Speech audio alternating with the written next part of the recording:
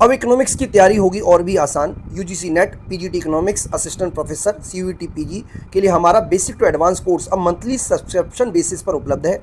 कम fees में complete conceptual preparation करने के लिए आज ही Vishnu economics school app download करें। हम आपको मुद्रा की मांग और मुद्रा की पूर्ति की जो पहली वीडियो है जिसमें हमने ये सारे के सारे टॉपिक कवर किए हुए हैं, उसके एमसीक्यू क्वेश्चंस अब हम इस वीडियो के माध्यम से सॉल्व करा रहे हैं और मुझे उम्मीद है कि आपको अच्छी तरीके से जो सारे के सारे टॉपिक है वो समझ में आ जाएंगे।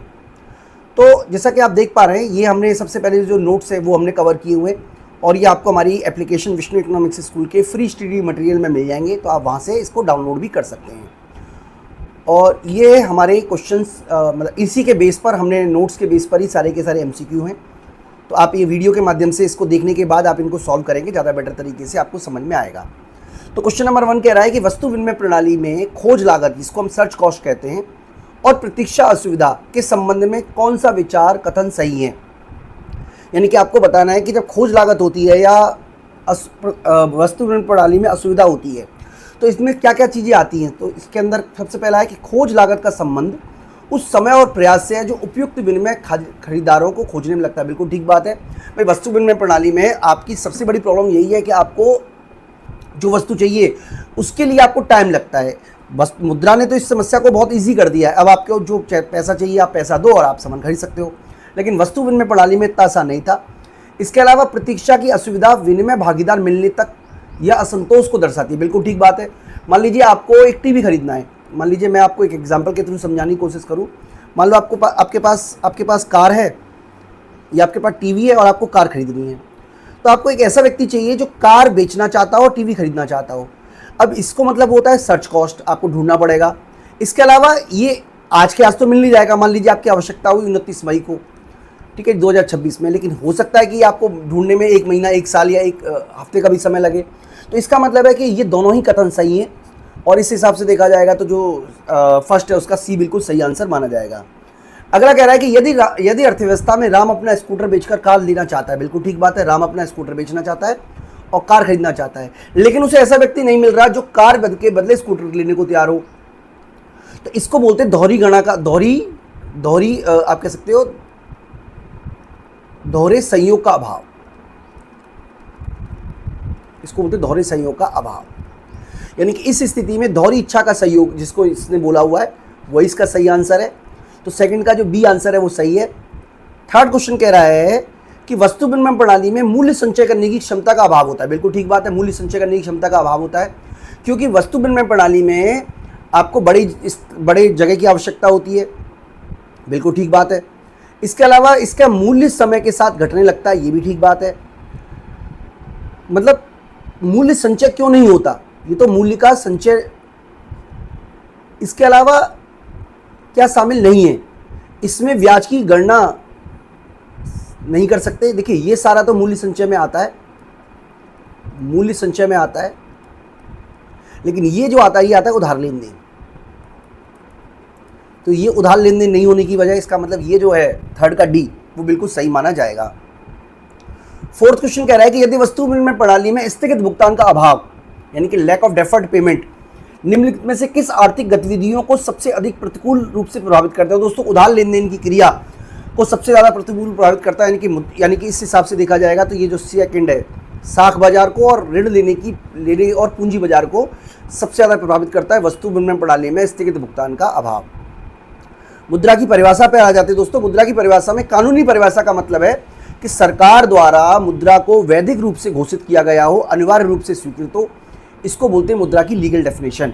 यानी कि मुद्रा की लीगल डेफिनेशन का मतलब है कि मुद्रा वह है जिसे विनिमय के माध्यम के रूप में सरकार द्वारा अनिवार्य रूप से स्वीकृत करने की किया जाता हो। इसके अलावा मुद्रा की क्रियात्मक परिभाषा में मुद्रा के कार्यों को शामिल किया जाता है। यानी कि इसके अंदर हमें यह समझाना है कि किस आर्थिक दर्शन पर आधारित है। यानी कि मुद्रा के जो कार्य है ये दोस्तों वैधानिक परिभाषा में नहीं आएगा, ये भी नहीं आएगा, ये भी नहीं आएगा, बल्कि ये आएगा मुद्रा वह है जो मुद्रा का कार्य करे। बेसिकली मुद्रा का कार्य जो है, यानी कि मुद्रा के कार्य क्या है, विनिमय का माध्यम, मूल्य का मापन, धन का संचय। अगर कोई भी चीज़ ये कार्य करती है तो उसको मुद्रा की डेफिनेशन में शामिल करेंगे। अगर हम नैरो डेफिनेशन की बात करें, नैरो मुद्रा की परिभाषा की बात करें, तो नैरो परिभाषा में केवल आएगा सी और डी। ठीक है जी। ब्रॉड में आएगा C D plus T D. यहाँ पर नैरो डेफिनेशन की बात की गई है, तो ये तो नहीं आएगा क्योंकि तीनों में टी डी है, टी डी नहीं आता बच्चों, केवल बी है जिसमें टी डी नहीं है। इसका मतलब सातवें का जो बी पॉइंट है वो बिल्कुल सही माना जाएगा। आठवां कह रहा है कि मुद्रा की विस्तृत परिभाषा में संकीर्ण मुद्रा के घटक के अलावा टाइम डिपेंड को शामिल करने का मुख्य तर्क क्या है। यानी कि इसका जो मुख्य तर्क ये है, क्योंकि ये जो काम है ये वाला, ये काम जो करता है ये है मूल्य का, ये है विनिमय का मापन, विनिमय का माध्यम, और टीडी करता है मूल्य का संचय। यानी कि इसके अंदर जो मूल्य का संचय का कार्य है उसको शामिल किया गया है, इसीलिए इसको अलग कर दिया जाता है। 9वां क्वेश्चन कह रहा है कि मुद्रा की विशेषता है विभाज्यता, मतलब आप मुद्रा को टुकड़ों में बांट सकते हो। ऐसे मान लीजिए आपके पास 500 का नोट है, तो आप 500 के नोट के 5 हिस्से कर सकते हो, यानी कि 100 के 5 नोटों में आप 500 रुपये आपके हो जाएंगे। तो इससे क्या फ़ायदा होता है? 9वें का जो बी पॉइंट है, यानी कि इसके अंदर कौन सी महत्वपूर्ण गुण होता है, क्योंकि इसे छोटे और बड़े दोनों प्रकार के विभिन्न मूल्यों में सुगमता से लेन देन किया जा सकता है। इसका मतलब मूल्य की विभाज्यता से होता है। 10वां क्वेश्चन कह रहा है कि मुद्रा का प्राथमिक कार्यों के अंतर्गत निम्नलिखित में से किन्हें सम्मिलित किया जाता है। प्राथमिक कार्य में आता है विनिमय का माध्यम, मूल्य का मापन, ये दो काम जो हैं वो आते हैं दोस्तों। तो इसका मतलब ये है कि जो 9वें ये जो 9 क्वेश्चन है, एक मिनट, 10वां क्वेश्चन जो है उसका जो सबसे सही आंसर बैठेगा वो रहेगा विनिमय का माध्यम और मूल्य का मापन का साधन। 11वां क्वेश्चन हमसे कह रहा है कि 11वां क्वेश्चन कह रहा है कि मूल्य के मापन का साधन के रूप में कार्य आर्थिक गणनाओं में किस प्रकार सरल बनाता है। मूल्य के मापन का साधन, यानी कि जो मुद्रा है वो मूल्य के मापन का काम करती है। मूल्य के मापन में किस तरीके से काम करता है, ये देखिए ये वाला आंसर, क्योंकि ये क्या करता है, सभी को एक ही मापदंड में बदल देता है। ये सबसे इंपॉर्टेंट काम होता है मूल्य के मापन के रूप में। 12वां क्वेश्चन कह रहा है कि मुद्रा की कौन सी द्वितीयक कार्य हैं जो वित्तीय बाजारों में पूंजी निर्माण और निवेश चक्र को प्रत्यक्ष रूप से प्रदान करते हैं। दोस्तों स्थगित भुगतान का मान जो कार्य है वो हेल्प करता है किसमें, वित्तीय बाजार में और पूंजी निर्माण में। ठीक है जी, वित्तीय बाजार में और पूंजी निर्माण में हेल्प करता है। इसके अलावा मुद्रा के जो आकस्मिक कार्य हैं उसके अंदर गारंटी ऑफ सॉल्वेंसी, यानी कि दिवालियापन से सुरक्षा, इसका क्या मतलब है, इसका क्या मतलब है दोस्तों? इसका मतलब ये है कि अगर किसी के पास मुद्रा है तो वो इस बात की गारंटी है कि जो व्यक्ति है वो समय पर आपका भुगतान कर देगा। यानी कि 13 का जो सी है, बी सॉरी, क्योंकि पर्याप्त नगद, क्योंकि अगर किसी के पास मुद्रा है, एक मिनट, क्योंकि अगर किसी के पास मुद्रा है तो ये इस बात की गवाही देता है कि व्यक्ति अपने समय पर उसका भुगतान कर सकता है। 14 क्वेश्चन कह रहा है सर थॉमस ग्रेसम का नियम कहता है कि अच्छी मुद्रा, जो खराब मुद्रा है वो अच्छी मुद्रा को चलन से बाहर कर देती है। यानी कि खराब मुद्रा अच्छी मुद्रा को चलन से बाहर कर देती है। उन्होंने एग्जाम्पल भी दिया, क्योंकि मान लीजिए अगर कोई ऐसी वस्तु है जिसका मूल्य अधिक है, लोग उसको अपने पास रखेंगे और कम मूल्य वाली चीज़ों को भेज देंगे। ग्रेसम के नियम के क्रियान्वयन के पीछे मुख्य मानवीय प्रवृत्ति क्या है? देखिए, लोग उन्हें उस मुद्रा को खर्च करना पसंद करते हैं जिसका वास्तविक और अंकित मूल्य से कम हो, जिसका वास्तविक या अंकित मूल्य उससे कम हो, और उच्च आंतरिक को संचय कर लेते हैं। बिल्कुल ठीक बात है। यानी कि लोग क्या करेंगे, जैसे मान लीजिए कोई अंकित मूल्य कम है उसको तो बाहर निकाल देंगे, और अगर अंकित मूल्य ज़्यादा है तो उसको अपने पास रखेंगे। मैं एग्जाम्पल के लिए समझाता हूँ आपको। मान लीजिए एक गोल्ड का सिक्का है, एक गोल्ड है, इस सिक्के की जो धातु मूल्य है, मान लीजिए 100 रुपये के बराबर है, और इस पे जो अंकित लिखा हुआ है वो मान लीजिए 500 रुपये लिखा हुआ है, तो डेफिनेटली आप इस मुद्रा को चलन में यूज़ करोगे क्योंकि अंकित मूल्य ज़्यादा है। लेकिन अगर मान लीजिए किसी वजह से जो धातु मूल्य है वो 600 रुपये हो जाता है और अंकित मूल्य 500 ही रहता है, तो लोग क्या करेंगे, इसको पिघला कर धातु बना लेंगे, जिससे कि उसको 600 रुपये मिलेंगे। इसका मतलब जो अच्छी मुद्रा है उसको लोग होल्ड करना चाहेंगे और जो खराब मुद्रा है उसको लोग बेचना चाहेंगे।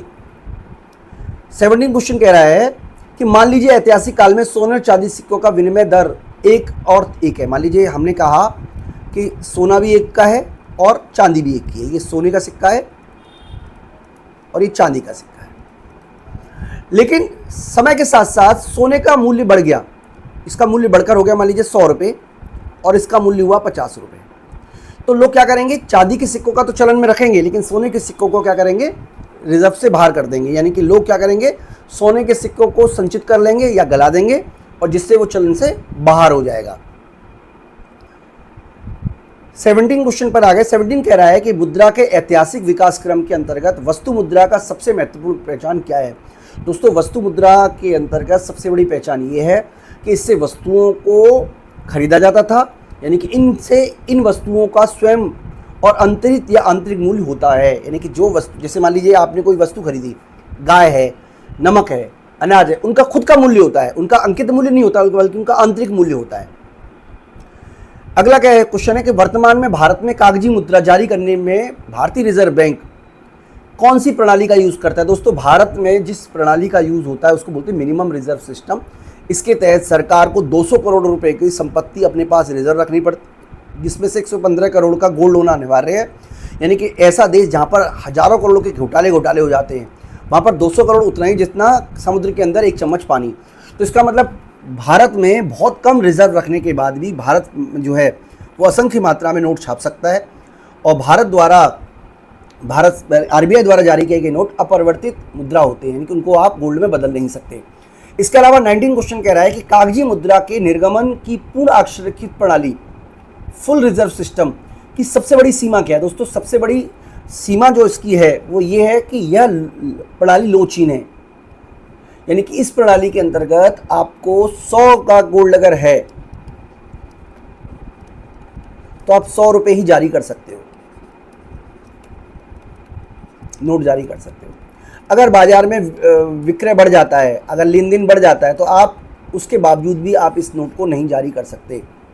ठीक है बच्चों, तो ये आपका पॉइंट है। 20वां क्वेश्चन कह रहा है कि बैंकिंग प्रणाली के विकास के साथ अस्तित्व में आने वाली ऋण मुद्रा या क्रेडिट मुद्रा का मुख्य उपकरण क्या है। इसका जो उपकरण है वो है हमारा प्लास्टिक कार्ड और डेबिट कार्ड। इसके अलावा वास्तविक मुद्रा, जिसको हम फुल बॉडीड मनी के नाम से भी जानते हैं, और टोकन मनी के इसके बीच का जो मूल अंतर है वो क्या है। दोस्तों, सबसे पहले मैं आपको बता देता हूं कि वास्तविक मुद्रा वो होती है जिसका जो मेटेलिक मूल्य होता है और अंकित मूल्य दोनों बराबर होते हैं, जबकि जो टोकन वैल्यू होती है उसमें अंकित मूल्य आंतरिक मूल्य अंकित मूल्य से कम होता है। जैसे मान लीजिए रुपया है, अब 500 रुपये का जो नोट है, 500 रुपये का नोट है, उसका अंकित मूल्य कितना है 500 रुपये, लेकिन धातु मूल्य क्या है 0, कुछ भी नहीं है। लेकिन अगर हम सोने के सिक्के की बात करें, अगर मान लीजिए वो 500 रुपये की धातु लगी हुई है और उस पर मोहर भी 500 रुपये की लगा दी जाए, तो इस तरीके की जो मुद्रा होती है इसको बोलते हैं पूर्णकाय मुद्रा, फुल बॉडीड मनी। अगला कह रहा है कि भारत में 1 रुपये के सिक्के द्वारा भारत केवल 1000 रुपये तक का कानूनी भुगतान किया जा सकता है। बिल्कुल सही बात है, यानी कि भारत में अगर 1 रुपये के सिक्के तो केवल 1000 रुपये तक का भुगतान कर सकते हो, क्योंकि जो भारत सरकार द्वारा जारी किए गए सिक्के हैं और भारत सरकार द्वारा जारी किए गए नोट हैं उनको बोलते हैं सीमित विधिग्राह मुद्रा, और आरबीआई द्वारा जारी किए गए नोट हैं उनको बोलते हैं असीमित विधिग्राह। ठीक है जी, मतलब सीमित विधिग्राह होते हैं जो सरकार जारी करती है, और असीमित विधिग्राह होते हैं जो आरबीआई, इसको आरबीआई जारी करती है, आरबीआई, और इसको सरकार जारी करती है। तो इसीलिए दोस्तों आप 1 रुपये के सिक्के से केवल 1000 रुपये तक का ही भुगतान कर सकते हो। बेसिकली आपको ये बात याद रखनी है। प्रतिनिधि मुद्रा रिप्रेजेंटेड मनी के अंतर्गत कन्वर्टेबल मनी का मतलब है कि इसको आप सोने चांदी में बदलने की गारंटी होती है। अगर परिवर्तनीय का मतलब है कि इसको आप सोने चांदी में बदल सकते हो, और अपरिवर्तनीय का मतलब है सोने चांदी में नहीं बदल सकते। तो इसका मतलब 23वीं का जो बी पॉइंट है वो बिल्कुल सही माना जाएगा। 24वां कह रहा है कि वैध मुद्रा यानी कि फिएट मनी और विश्वास आधारित मुद्रा यानी कि फिएट मनी के बीच का मुख्य अंतर क्या है। दोस्तों, वैध मुद्रा सरकार के द्वारा या सरकारी आदेश पर आरबीआई के द्वारा जारी की जाती है, जबकि जो फिएट मनी है वो आपसी विश्वास पर जारी की जाती है। मान लीजिए मैं एक पर्ची पर 500 रुपये लिख देता हूँ और आपसे कहता हूँ कि आप जाके लाला की दुकान से सामान खरीद लो, तो और लाला से मेरी बात हो गई है कि अगर मेरे साइन किए हुई कोई पर्ची आती है तो आप उसको 500 रुपये का सामान दे देना, बाकी के पैसे मैं आपको दे दूंगा। तो इस तरीके की जो मनी है वो फिएट मनी कहलाएगी, और जो सरकार जारी करती है उसे फिएट मनी कहते हैं। ठीक है दोस्तों।